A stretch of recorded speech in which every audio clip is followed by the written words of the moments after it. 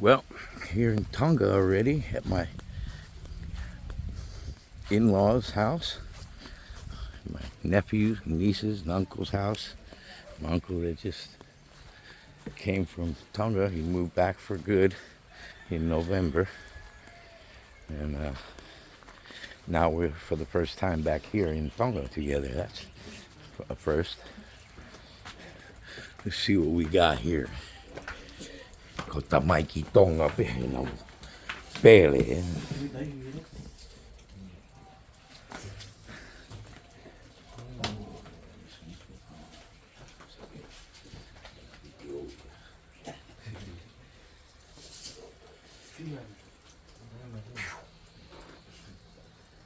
My nephew Mone, my nephew Rot, and all the rest of the local boys. You guys are from, who's from Nomuka?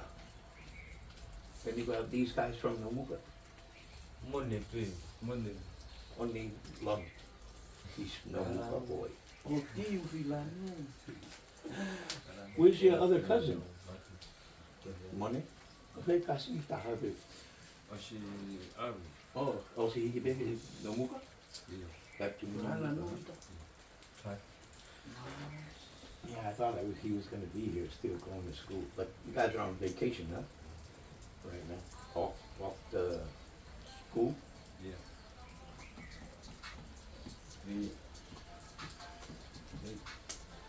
This is what you do on a rainy day in Tonga on Sunday. Just relax. It's been raining, humid, hot.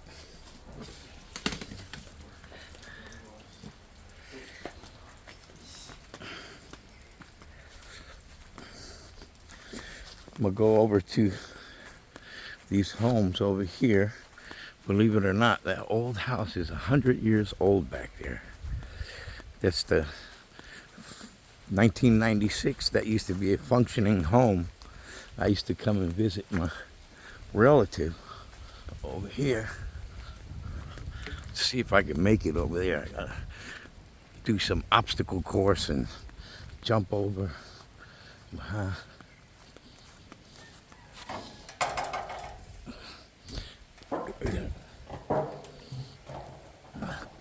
This is all tobacco Tonga. Tobacco Tonga.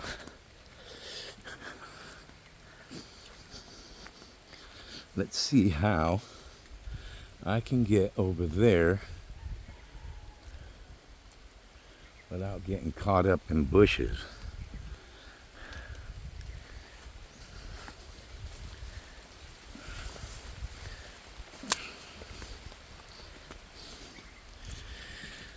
Welcome to the jungle. Trying to find the easiest route to get over to these houses.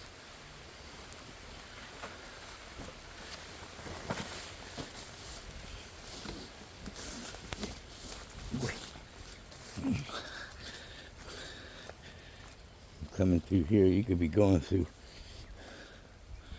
all kinds of stuff. Centipedes. Let's see, how's the best way to get over there? I see a fence now.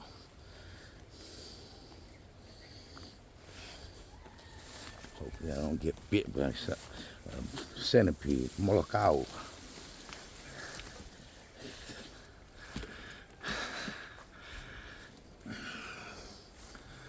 How would be the best way to get over?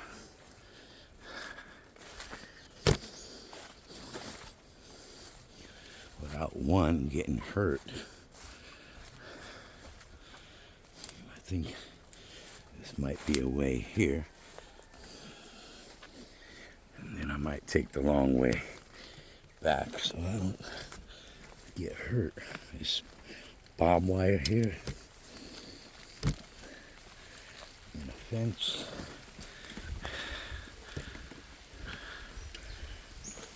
Put this down so I can get on the other side of the fence without getting hurt.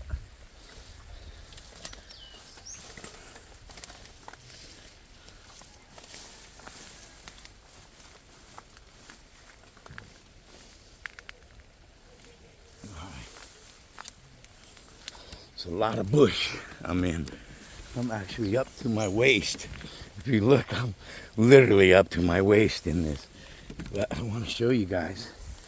This is the new fad here in Tonga that they're doing. And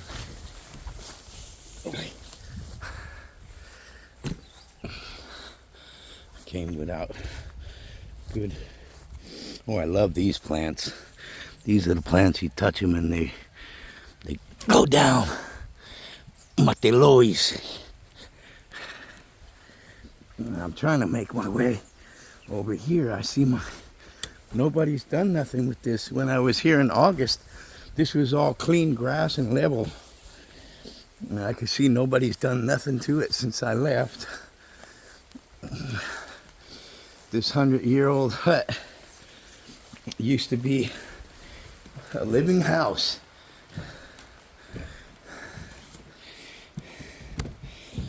When I first came to this house in 1996, my uncle Shonewalingi Ngawe used to live here. And he had to separate. It was a room, kitchen, everything was set up for, I'll show you. That was the bedroom here. Living room, dining room, and the kitchen was in that side.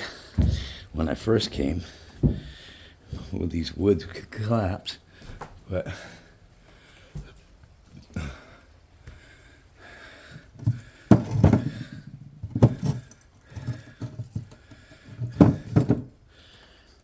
this is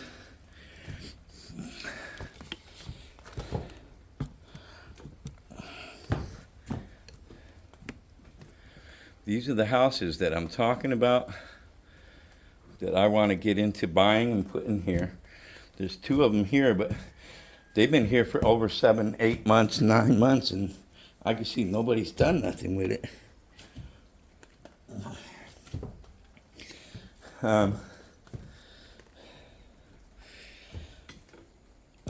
Well, we'll get back to that. That being said, let me adjust the camera a little bit. It's humid. That being said, that's the business I want to get into here in NUKU'NUKU.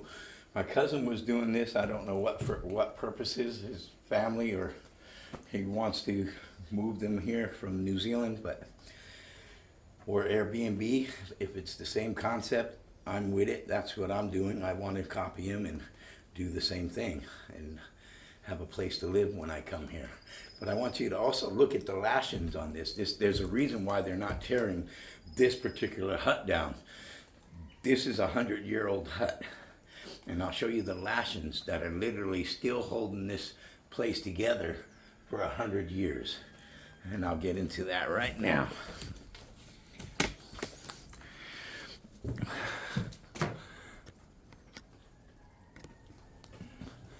Those are the lashings I'm talking about. All original wood. This is a treasure. My cousin's smart from New Zealand if he's not, and his plans weren't to get rid of this. This is gonna be like the recreational area for visitors that come and rent those houses over there out. And I'll take a look inside there in a minute, but I love the history here. When I first came to Tonga, believe it or not, this whole living room was, my uncle had potatoes all on the floor, red potatoes. And he goes, Terry, come, get some potato, go make your kids some French fries. Because I had came with 3 of my kids in 1996, and they were all babies.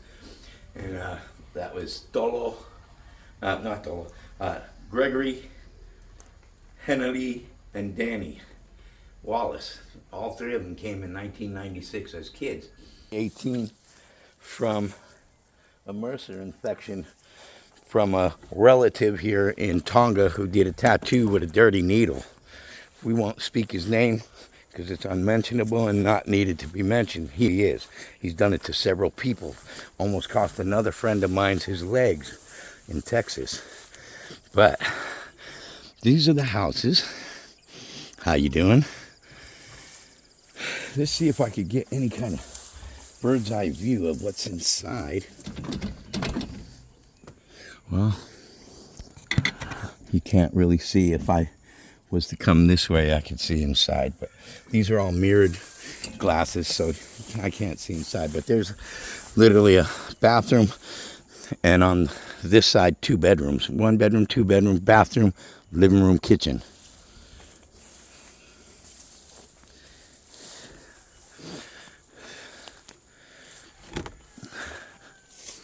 This is how he chose to put his houses on stilts. In time, he's going to have to treat that wood. Otherwise, the termites are going to eat it up. And then all he got is those main foundations there holding up the house, which is good because he's got a few. I just looked underneath. I'll show you what's underneath.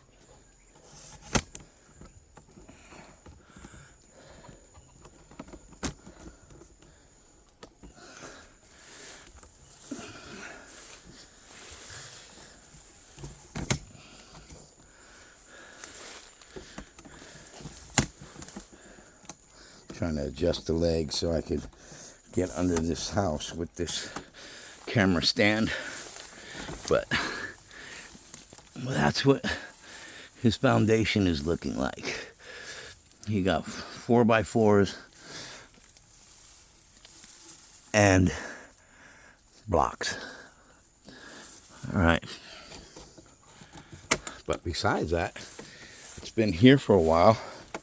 And he's supposed to be coming back this February and doing some more work, getting these houses actually finished up, because they don't have, as of right now, they don't have water hookups, electric hookups, sewage hookups, nothing.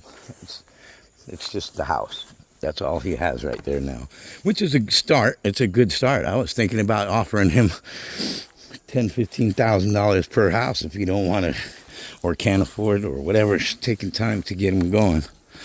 I wouldn't mind offering him some money and just relocating him on my property. I'm gonna have to do it anyway through China, getting those homes here myself.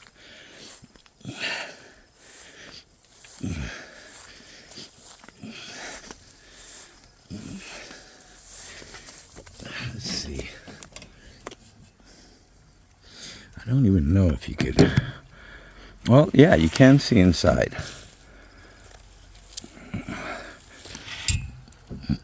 So that would be the kitchen. And the bathroom is right there. And 2 bedrooms to the right. So this is a nice setup. Nice little house. You know, reasonable. You know, you pick them up for what, 10,000 or less. I don't know if it's true or not, but I contacted a company in China. They said they'd ship me 2 of these houses, pretty much exact style. 2 of them for $9,500, which that's 2 houses for less than $10,000. You just gotta do your own sewage, your own water, your own everything else. I wonder what happened here. This is part of a school, I believe, at one point. And nothing going on with it now. It's just dilapidated and dry rotted.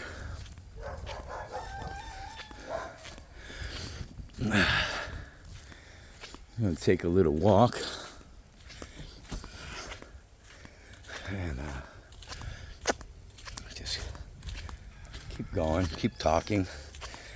If you're from NUKU'NUKU and you're abroad, I hope you see some houses or recognize some places here, or even possibly went to the school I'm going to walk by as a kid, or your kids came here. But Yeah. So I know that was part of the school, or had something to do with the school, the buildings here, because the school goes all the way down there and back up this way over here. Hello, hey. Yeah. Look at the local dogs. Always some local dogs around. I should have been able to go through this property here and make it to my house, but I know them, but I haven't been here in a while, so I don't want to walk through their property. I don't think they'd have a problem with it because they've seen me plenty of times over my 5 visits here. But here we go. This is the school. I like coming here. I might even bring my drone over here and fly it here in the open. Look at them coconuts on the trees. New mata. Very drinkable. Good for electrolytes, for sure. Drink too many, natural laxative. So know your limits. Don't be greedy with the coconut milk or water.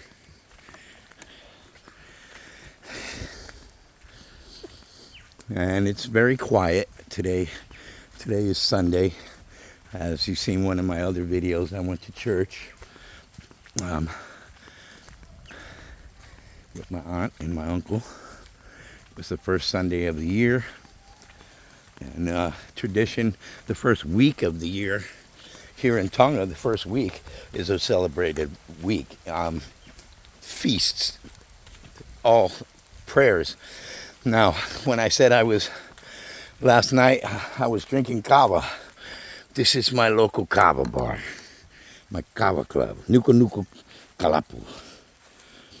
This is Tafari Kalapu here. And believe it or not, I think for like $25,000, you could actually build a facility like this. It's roughly around $25,000.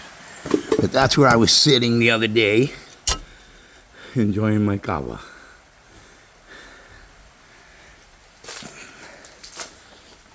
Always good to come and drink with the locals because that's where you get your information from. That's where you run into people that are working for the revenue service or the town officer or numerous things you could run across a relative and wind up enjoying. So yeah, it's like my kava place, and then I come back down. And where am I at? Go back up to the main street. Just walk around.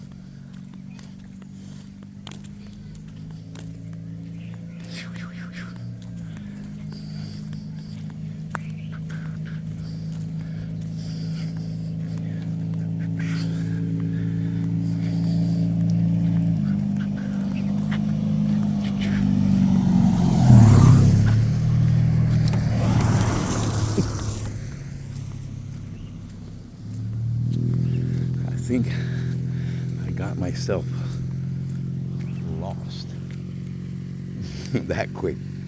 My uncle's house is over there. The school's over there.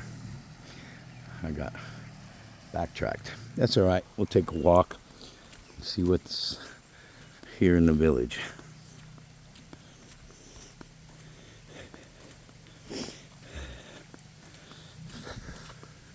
It's raining. My phone is getting humid. That's not the way to go. How did I get lost in my own village? This is the school.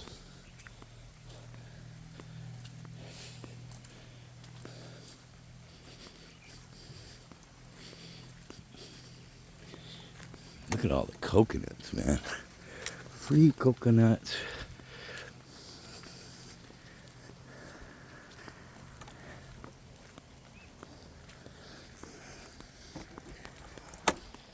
Well, it's raining. I'm wet.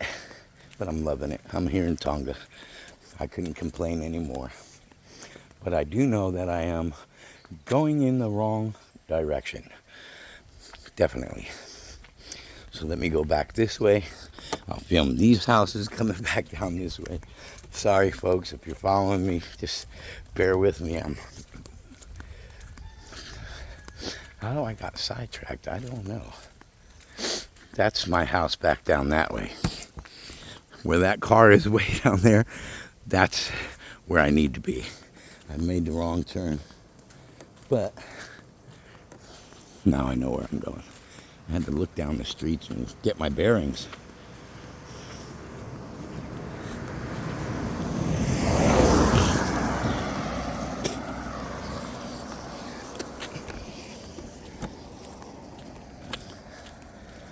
And then I'll walk down to my grandparents' house. How did I get lost like that? It's just down that road, and back that way is my house. How did I got turned around? Only the Kava knows.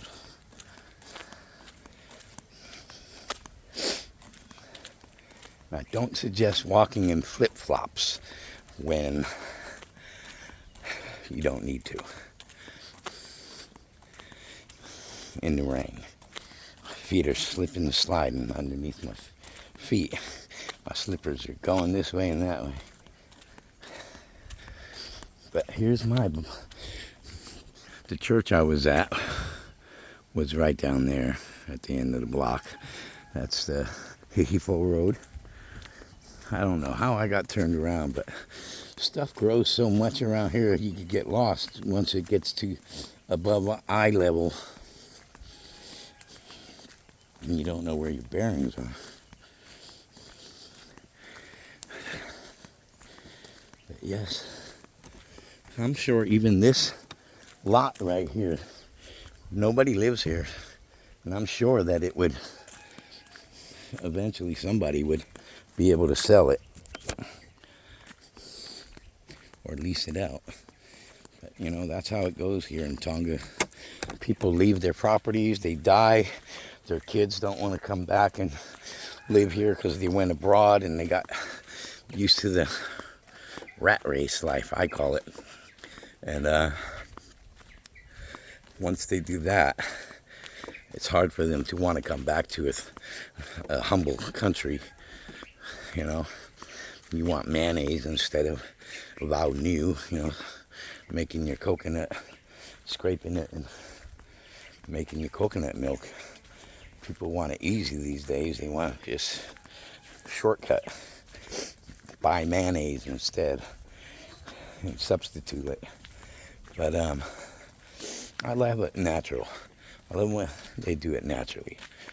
And that's how it was meant to be.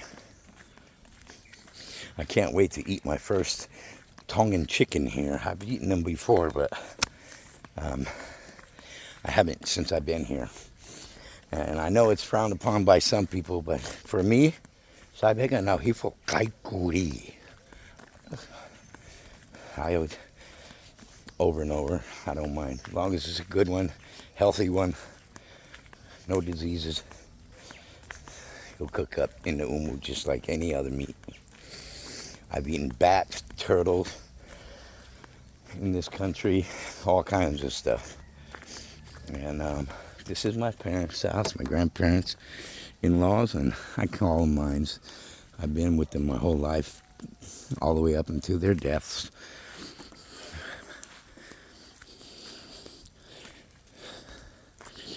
And this is a simple house. This house, believe it or not, was built in the 90s by my grandpa. And it's been well maintained by my uncle. He's been here for 28 years. And this is part of living, you know. You got your banana trees and different stuff. Look at a beautiful bird there. And then you come over here and you want to kill these guys. I would love to eat a couple of these big roosters that are waking me up in the morning.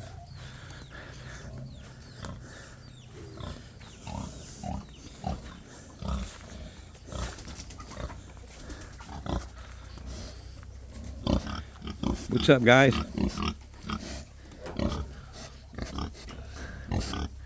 He don't want to come out. He's eager to come out.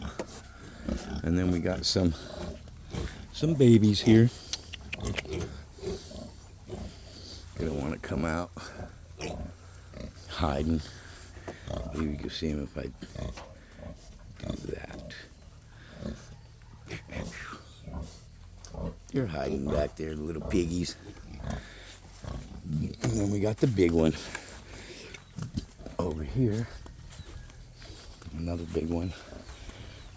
In this part of town, it's not like other islands where you could, do a thing. This is a limited property, so you have to make these little pig pens for your pigs.